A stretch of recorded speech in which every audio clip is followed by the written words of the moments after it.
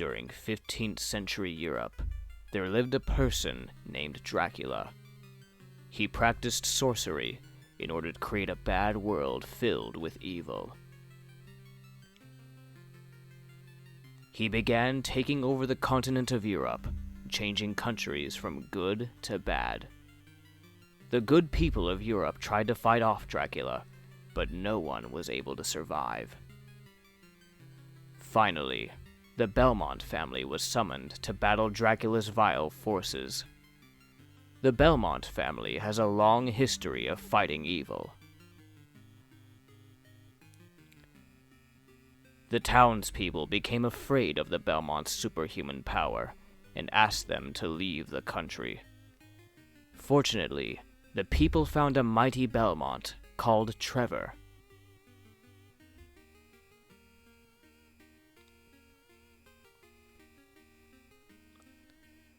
The curse of Dracula has begun. The fate of Europe lies with Trevor.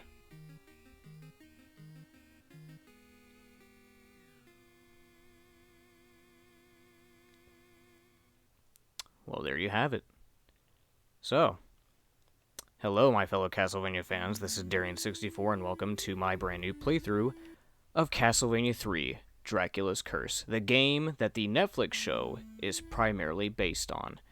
And being as such, I have a lot of things that I'm going to be pointing out, comparing, and, just saying things about. So, this game is arguably considered one of the hardest Castlevania games in the series, which, yeah, I agree. I wouldn't say it's the hardest, but it is definitely one of the hardest in the series. But yeah, we'll see. You guys will see as we go along. But yeah, this game is also special because, despite it being on the NES, this game actually has 4 playable characters this time. You can play as Trevor Belmont, Sypha Belnades, Grant Danasty, and Alucard. So for a game at this time period, that's pretty fucking impressive. So, yeah, let's just go ahead and get into it. Oh yeah, that's right, we gotta put a name in here. I'm pretty sure if you type help me, you get, like, 10 lives or something. But I don't know if you have to put a space in that. Let me try. Do I have to put a space in that? Alright, well, we'll find out. So here we have Trevor, sitting in front of a cross with lightning. And he whips his cape back, and there he is.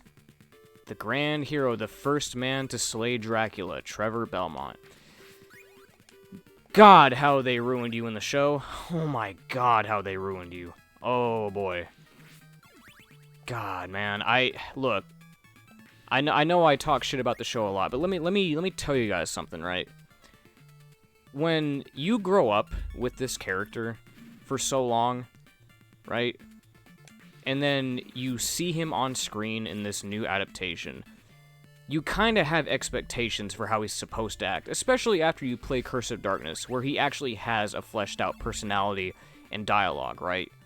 He actually is an established character. We know what he's supposed to talk and act like, right? They completely fuck him up in the show. Oh my god, do they fuck him up. And, immediately, I was able to get through, the first 2 episodes, which I thought they did good. I had high hopes going in. The way they wrote the scenes with Dracula and Lisa, the way they established them, it was perfect. And I was hoping to God it would keep that same tone and energy. But it didn't. It just didn't. As soon as Trevor came on screen, it was over. It was over. Just constantly talking about fucking sex, goat fucking, spewing profanity left and right. He's such a fucking dimwit, man. I hate Trevor in the show. I hate him. I can't stand watching even 3 minutes of the show before I just want to shut it off. I hate it so bad. So bad. And I'm so glad that there are other hardcore, longtime Castlevania veterans like myself who agree, who also have the same sentiment as me, because it's ridiculous. It's very tiring seeing so many casual fans who probably haven't even played anything outside of Symphony of the Night claim that this is like the best video game adaptation ever made when it's really not. It's really not. It does not reflect anything about Castlevania other than just shameless Easter eggs that they throw in there. Like, oh my god, look, it's Slogger and Gaibon. Oh my god, it's Legion. Oh, you see that potion in the background? That's from Aria of Sorrow. Yeah, no. That's like the only substance the show has, is all the Easter eggs that they can shove in there. Fuck off. I hate the show so bad, and I'm so glad it's over. And I really hope that the spin-off series with Richter Belmont doesn't get off the ground. I hope it stays on the cutting room floor. I really hope that doesn't happen. Because I would hate to see Richter get bastardized and tarnished just like everyone else did. I would really hate for that to happen. Good God. And yeah, I know I just sounded like I got really triggered there, but yeah, I really hate the show. I'm not ashamed of that. I fucking hate the show. It ruined... Like, look, I've said this over and over again. I think the show flat out punishes you for being a fan. I genuinely believe that. I think the show punishes you for being a longtime fan. Because what good is it... Because look, if you come into the show with all the knowledge that you have, if you played all the games, if you had all this knowledge about all the characters and everything like that, what do you gain out of watching it? All that happens is that you get pissed off. The show will piss you off. Because they're taking these characters and concepts that you're familiar with, and they're just fucking them over. Hector got it bad, too. Hector got it even worse. Oh my god, Hector got it bad, even worse. Like, I remember people were so desperate for him to become a badass again, that when Season 3 was out, people were like, oh, you never know, Season 4 is gonna come around, and he could be like his Curse of Darkness self, right? Nope. That never happened. The show's over, that never happened. Hector never got a redemption arc. He never got to redeem himself and become a badass. Nope, that never happened. That never happened. Oh my god. I don't want to keep going on tirades about the show because I want to make this about the game. But I feel like I needed to say that because, you know, that's what the show's about. The show's about this game that we're playing right now. Okay? It has to be said. I hate it. I hate it, and I'm not ashamed of being, a hater. I hate the show so bad. And I'm going to die on that hill every time. I do not care. You could call it the best video game adaptation if you want. If you enjoy it, more power to you. Because let me tell you, I wanted to enjoy it. I wanted to enjoy it so bad. Because this is like the only Castlevania adaptation we have. We finally got one. I wanted to like it. But I can't. I just can't. I just can't. I'm so sorry, but I just can't. The show is cancer. The show is cancer. As a matter of fact, I think it's so cancer that if the show wasn't even Castlevania related, it'd still be a bad show, regardless if it's a Castlevania adaptation.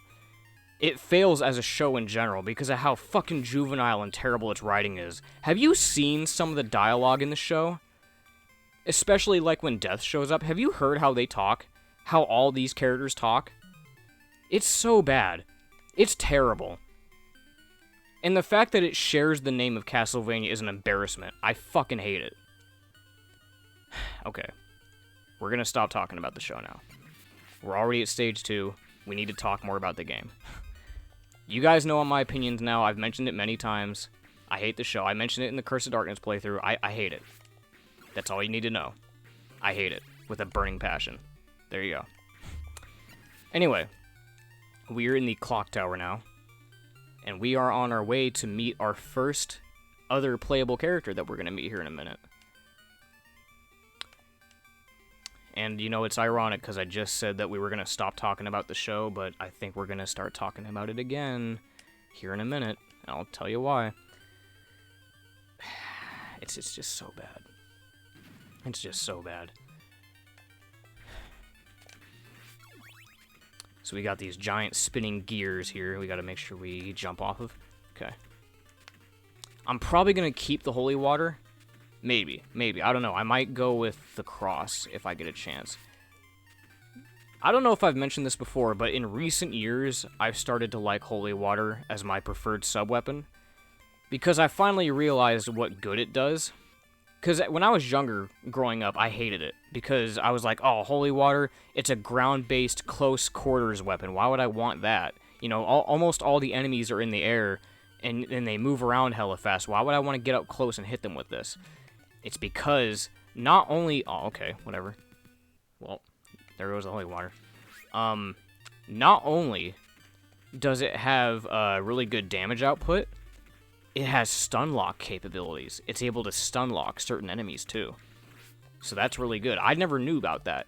When I found out about that, I was like, oh man, this is a really OP sub-weapon. So nowadays, I usually prefer to keep it, because it helps out a lot with, mainly bosses. It's really useful on bosses, I would say. Like Death from Castlevania 1. That's a prominent example.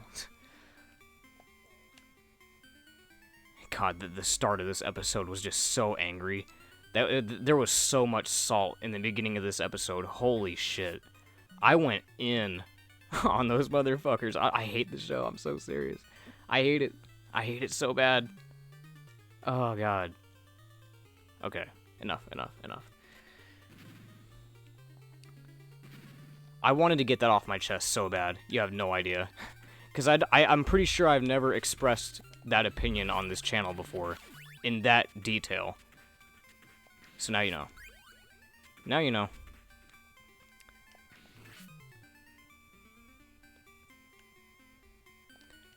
God, I wish we were playing the Japanese version. The music in the Japanese version is so much better.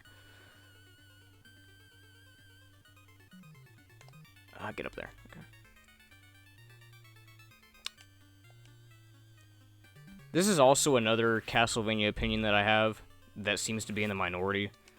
Medusa heads never really bothered me.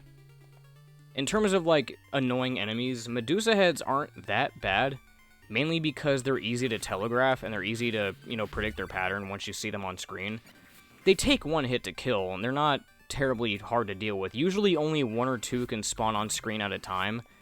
It's not bad. Alright, so we're at the boss room now, okay? And this boss is Grant. Well, as a demon. He's a demon right now, so we gotta kick the shit out of him and turn him into a normal human being. So, Grant here. This is one of the characters that was blatantly left out of the Netflix show. For very stupid reasons, right? We're gonna start talking about it again, ready? They left Grant out of the show for two reasons. One, the director Warren Ellis thought that his name was stupid. He thinks the name Grant Danasty is stupid. Oh, well, look at this real quick. My name is Grant. I've dreamed I was turned into a ghost. Okay. Please, take me with you. My family was killed by Dracula. What will you do? I will take him with me because Netflix certainly didn't, so I'll do him a favor. I can help you a lot because I'm very fast. It's funny that he says this because his main trait is that he can walk on walls. Yet he makes it, I guess his main thing to him is speed. That's the one thing that he mentions. But no, his main trait is that he can climb on walls. So yeah. Anyway, another reason why they didn't put Grant in the show is because, for some reason, the Netflix writers were under the assumption that Grant was a pirate, which he's not. That is a translation issue from one of the manuals. And they actually believed it. They actually thought that he was a pirate. And the reason why that's a big deal to them is because they thought it was unrealistic to have an inland vampire... Oh no, an inland pirate on the show. In a Castlevania adaptation, it's unrealistic to have a pirate, an inland pirate, apparently. Despite them having an OC character named Godbrand, who is an inland vampire Viking. You want to explain to me how the fuck that works? Because I don't think it does. I think that's pretty funny. I think that's pretty fucking funny. How you exclude a character on the basis that it's unrealistic to have an inland pirate character, but you put an inland vampire Viking character in your show. It's just, it's comical to me. But yeah, very stupid. Another thing that they did, I don't know if I've mentioned this before, but another thing that they did that's just very scummy is that apparently in one of the interviews, actually, let me show off Grant real quick. If we switch to him, we can climb on the walls and ceilings and such, and we can do this. Get a secret up here, which we get a 1-up, right? Oh, wait. Yes, get a 1-up. Now, as I was saying, one of the interviews that came out near the end of Season 4, when the show ended, right? The writers came forth and basically said that they thought it was funny to keep fans on edge. I'm probably going to switch back to Trevor because his jumps are too high. They thought it was funny to keep fans on edge, waiting for Grant to show up in the show sometime. Because we'll be like, because I've seen it. People would speculate and be like, oh, there's Grant might show up in Season 3, he might show up in Season 4, you never know. And I guess the writers thought that that was funny, so that every time a new season would come out, they would, you know, the fans would be disappointed and they would have a laugh about it. They thought that was funny. You know, that's just pretty fucking scummy, right? And then, of course, like I mentioned last time, they included a new OC character named Greta Danasty. I think that's her name. Oh, wow, I can't believe you did that, dumbass. Greta Danasty is her name. Danasty. I forgot what her name is. It's not Danasty. It's not the same way that it's spelt here. Not like Grant Danasty's name. It's like Danasty or something like that. But they included this new OC named Greta Danasty, who is supposed to be, what I'm guessing, is a gender-bent, race-bent character, which is supposed to be an allegory for Grant. Yeah. So that's supposed to be our representation for Grant, allegedly. It's just amazing the efforts that these writers will go to piss off longtime fans of the show.